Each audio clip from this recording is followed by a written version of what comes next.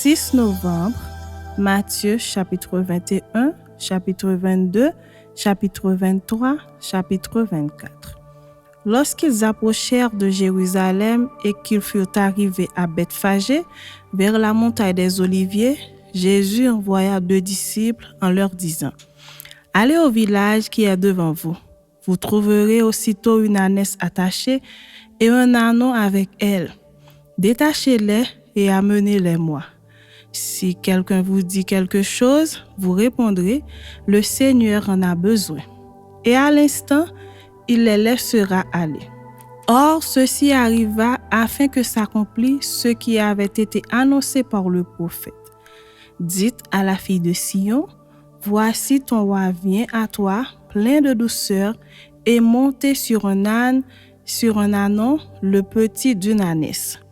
Les disciples allèrent et firent ce que Jésus leur avait ordonné. Ils amenèrent l'ânesse et l'ânon, mirent sur eux leurs vêtements et le firent asseoir dessus. La plupart des gens de la foule étendirent leurs vêtements sur le chemin. D'autres coupèrent des branches d'arbres et en jonchèrent la route. Ceux qui précédaient et ceux qui suivaient Jésus criaient : « Hosanna au fils de David ! Béni soit celui qui vient au nom du Seigneur. Hosanna dans les lieux très hauts. » Lorsqu'il entra dans Jérusalem, toute la ville fut émue et l'on disait : « Qui est celui-ci » La foule répondait : « C'est Jésus le prophète de Nazareth en Galilée. » Jésus entra dans le temple de Dieu. Il chassa tous ceux qui vendaient et qui achetaient dans le temple. Il renversa les tables des changeurs et les sièges des vendeurs de pigeons. Et il leur dit : « Il est écrit : ma maison sera appelée une maison de prière. Mais vous, vous en faites une caverne de voleurs. » Des aveugles et des boiteux s'approchèrent de lui dans le temple et il les guérit. Mais les principaux sacrificateurs et les scribes furent indignés à la vue des choses merveilleuses qu'il avait faites et des enfants qui criaient dans le temple : « Hosanna au fils de David !»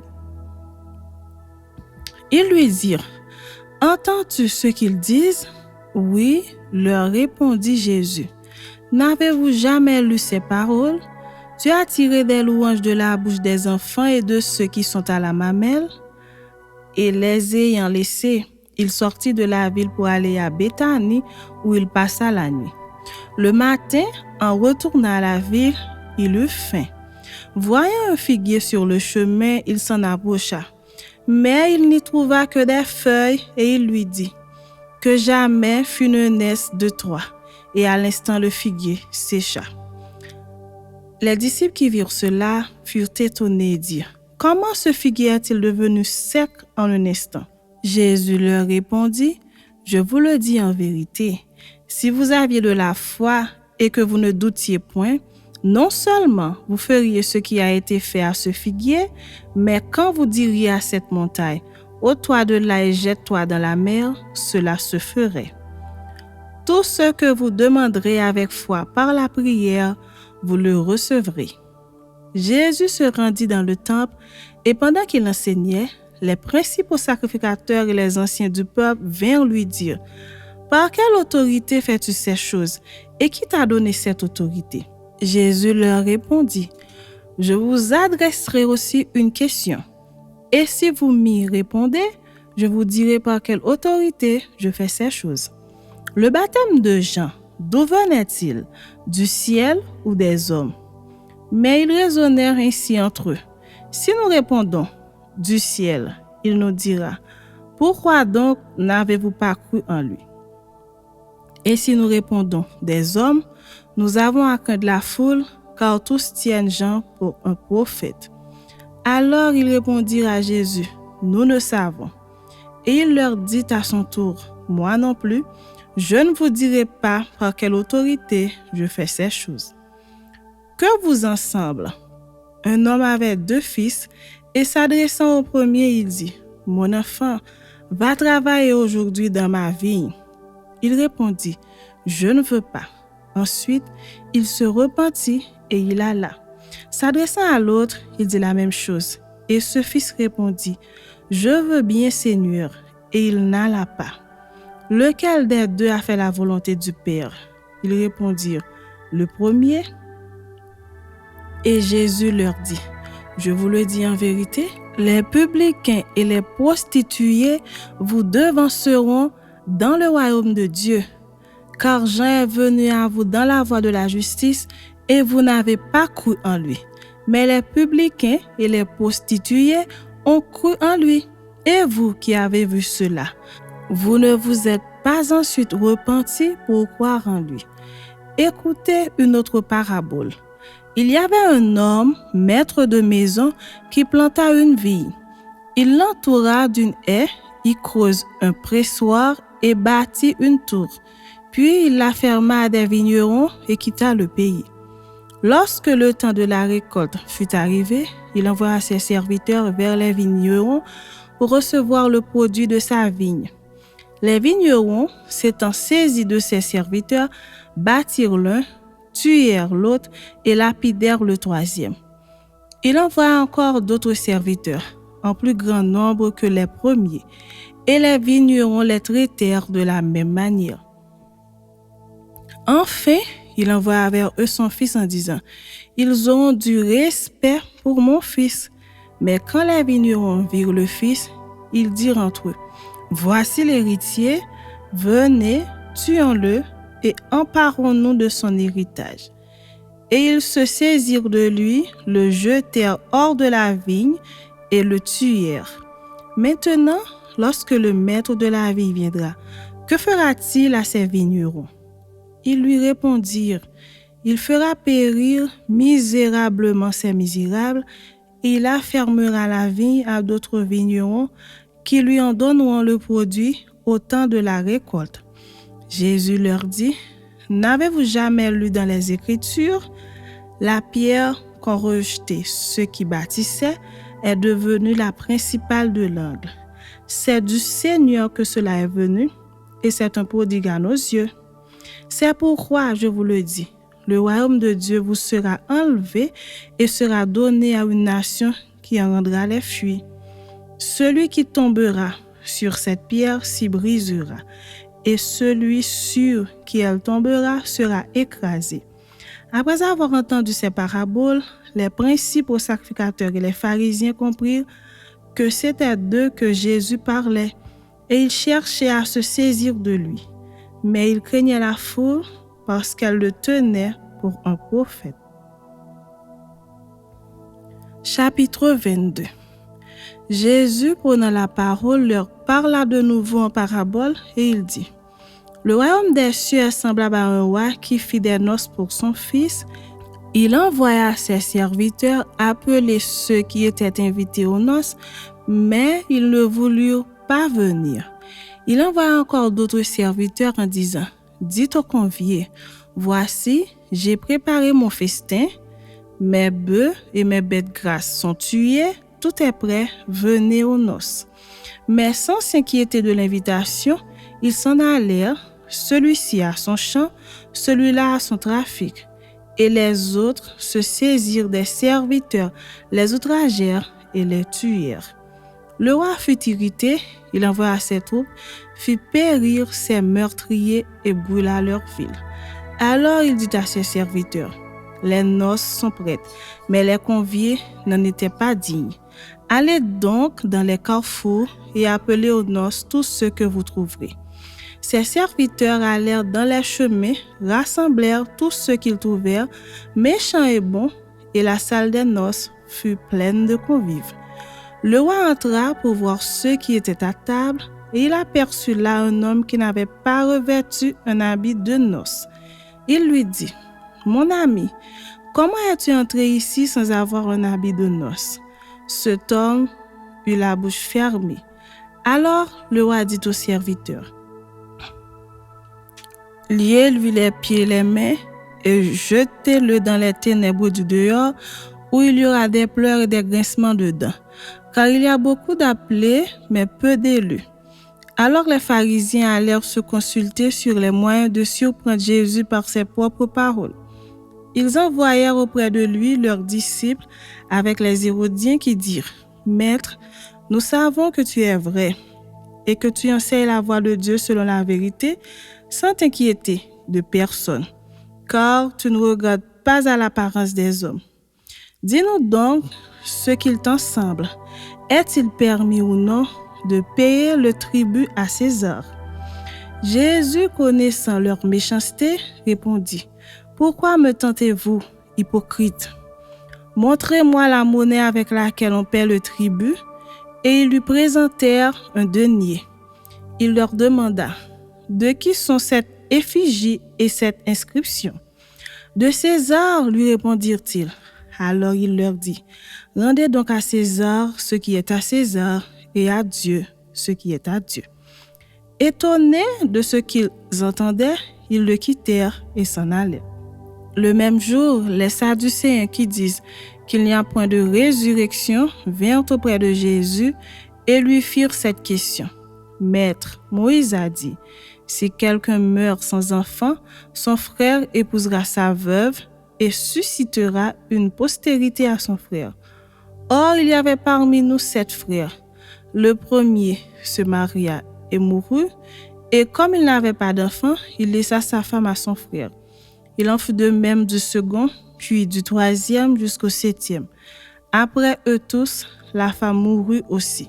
À la résurrection, duquel des 7 sera-t-elle donc la femme? Car tous l'ont eue.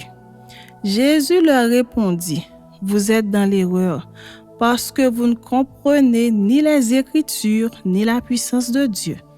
Car à la résurrection, les hommes ne prendront point de femmes, ni les femmes de mari, mais ils seront comme les anges de Dieu dans le ciel. Pour ce qui est de la résurrection des morts, n'avez-vous pas lu ce que Dieu vous a dit?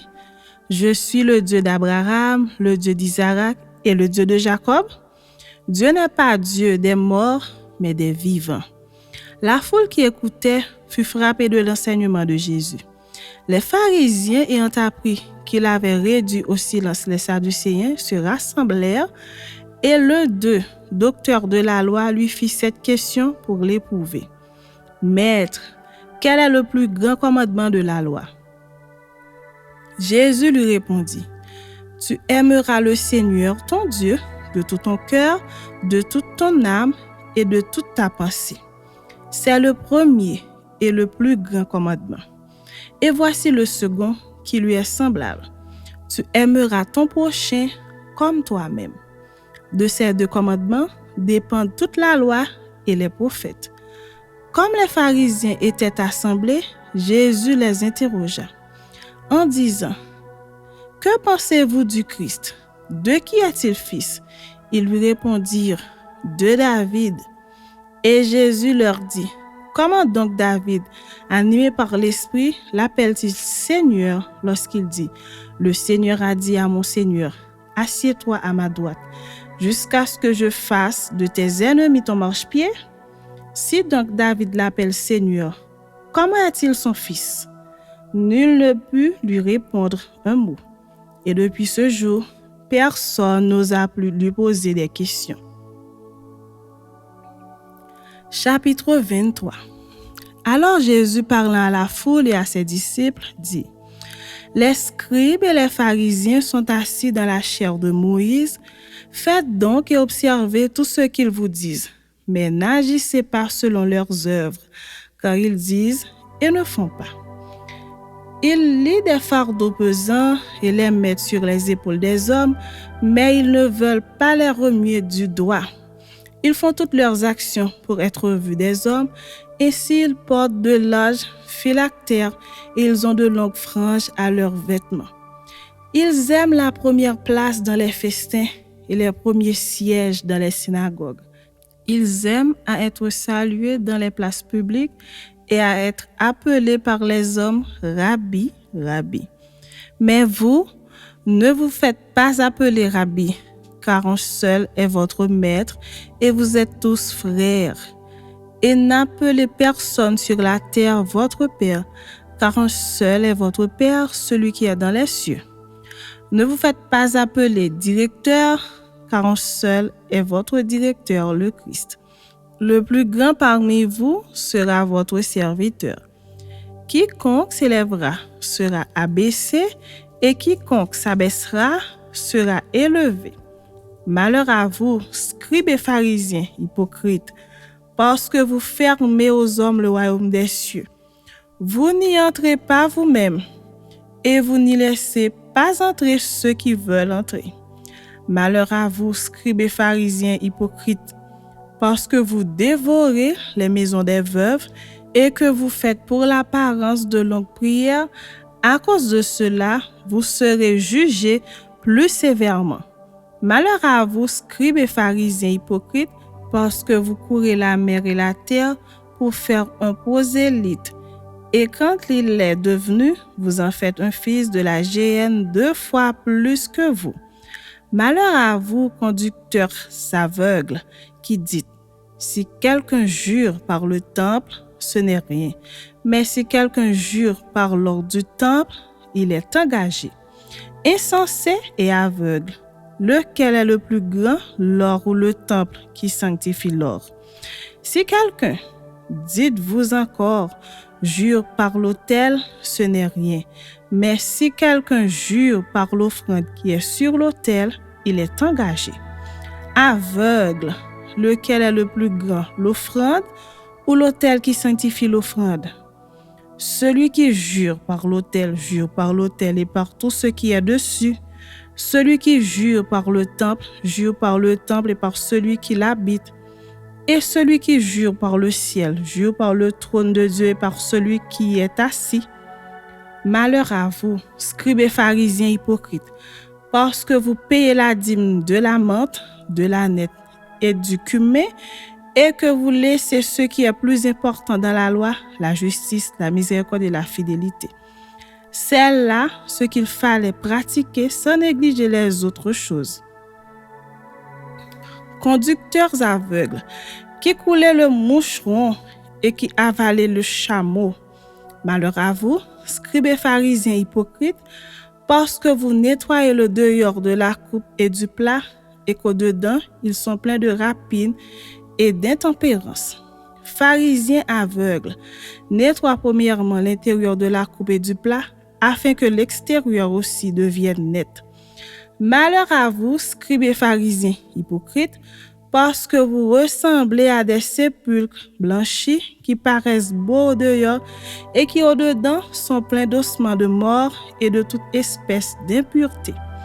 Vous de même, au dehors, vous paraissez juste aux hommes, mais au-dedans, vous êtes pleins d'hypocrisie et d'iniquité. Malheur à vous, scribes et pharisiens hypocrites, parce que vous bâtissez les tombeaux des prophètes et ornez les sépulcres des justes, et que vous dites, si nous avions vécu du temps de nos pères, nous ne nous serions pas joints à eux pour répandre le sang des prophètes. Vous témoignez ainsi contre vous-même que vous êtes les fils de ceux qui ont tué les prophètes. Comblez donc la mesure de vos pères, serpents, race de vipères.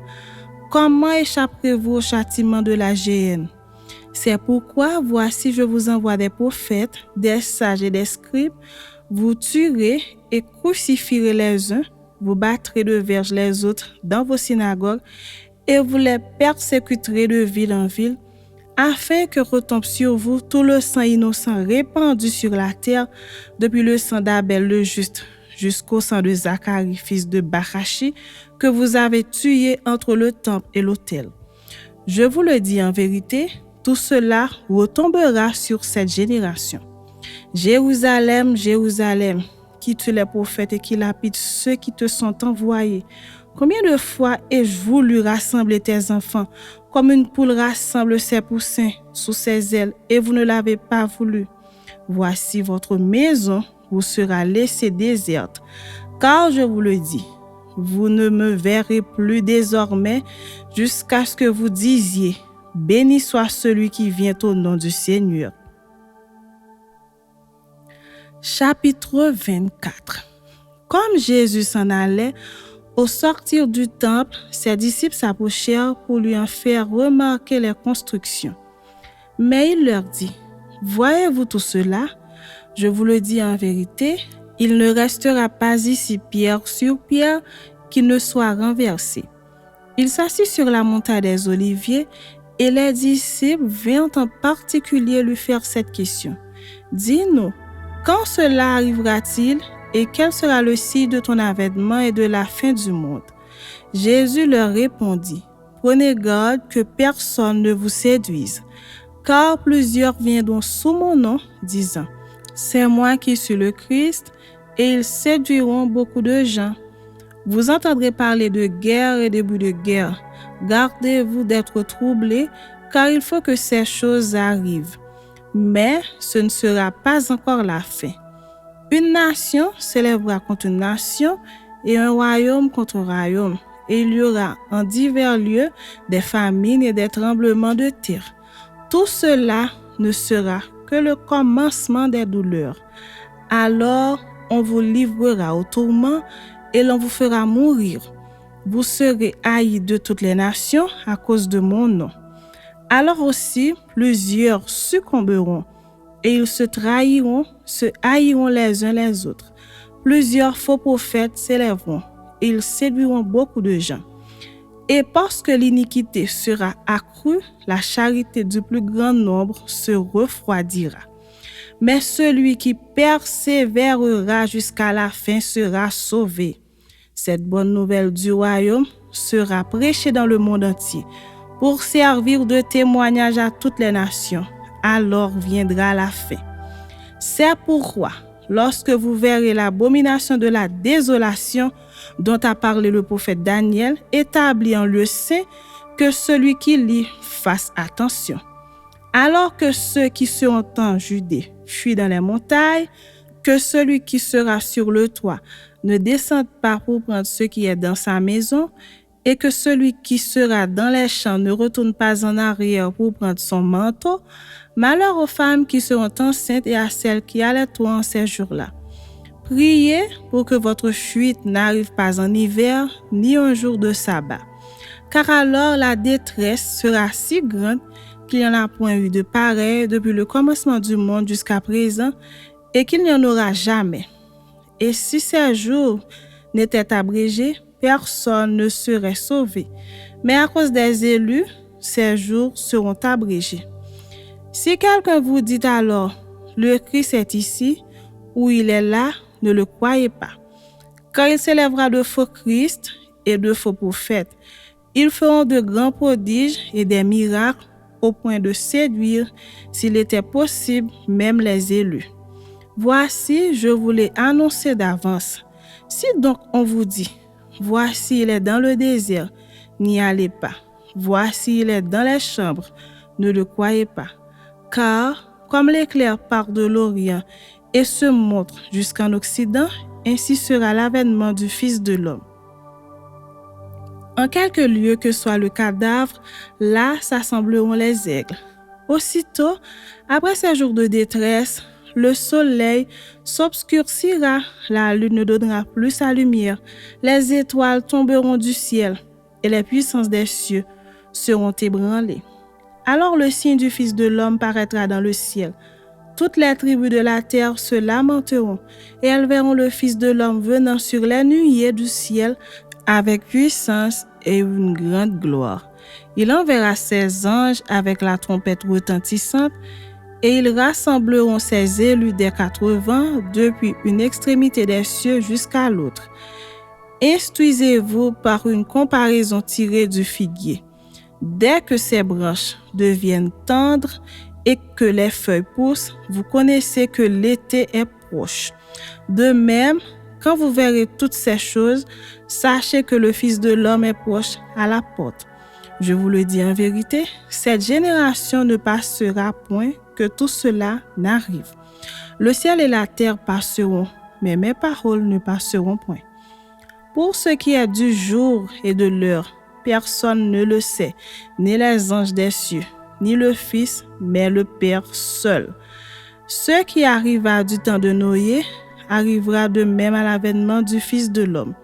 Car dans les jours qui précédèrent le déluge, les hommes mangeaient et buvaient, se mariaient et mariaient leurs enfants jusqu'au jour où Noé entra dans l'arche.